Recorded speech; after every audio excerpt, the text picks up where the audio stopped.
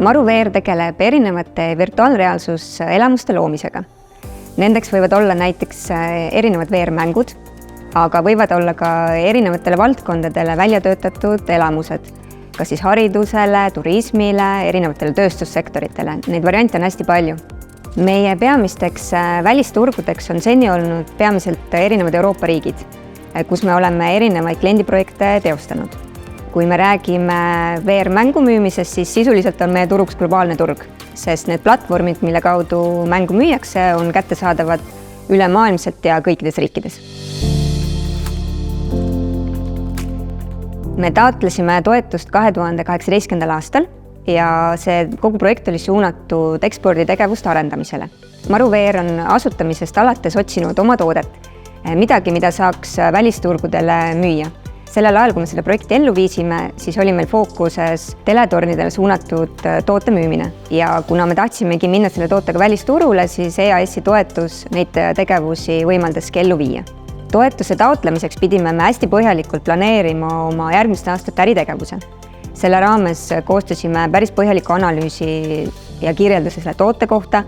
Samuti kaardistasime kõik ülemaailmsed kliendid, töötasime välja turundusplaani, kuidas nendeni jõuda.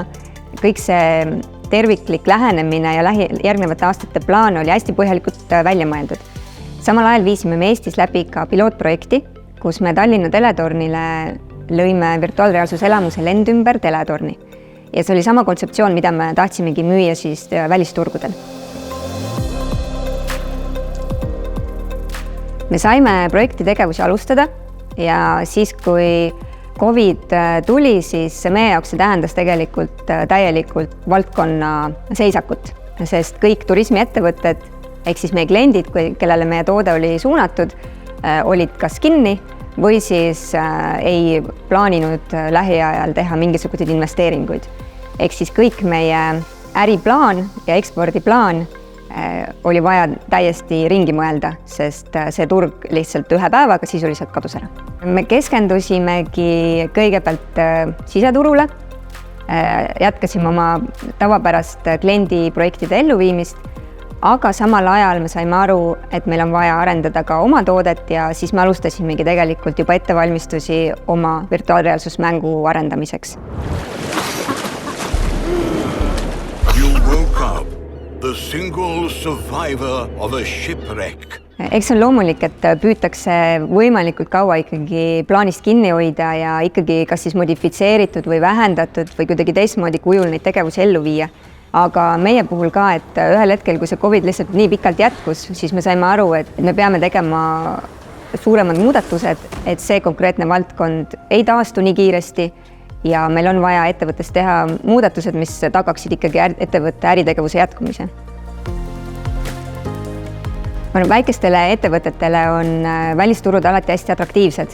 Tundub midagi, ilma milleta ei ole võimalik ettevõtet arendada ja tegelikult Eestis see niimoodi kehtibki, sest Eesti turg on tihtipeale nii väike, et siin ei ole võimalik ettevõtet kasvatada. Kõige olulisemad kriteeriumid on minu arvates esiteks, et peab olema ikkagi toode või teenus, mida müüa ja sellel tootel ja teenusel peab olema hästi tugev konkurentsieelis. Teiseks kriteeriumiks on kindlasti müügiinimene või inimene, kes hakkab seda ekspordi või välisturule minemist juhtima. Peab olema täiesti eraldi inimene, kes sellele on pühendunud ning kolmandaks peab olema kindlasti rahalisi ressursse, sest välisturgudel käimine nõuab väga suuri kulusid ja kui ettevõttel ei ole neid olemas või planeeritud, siis ei ole võimalik tegelikult neid tegevusi ellu viia.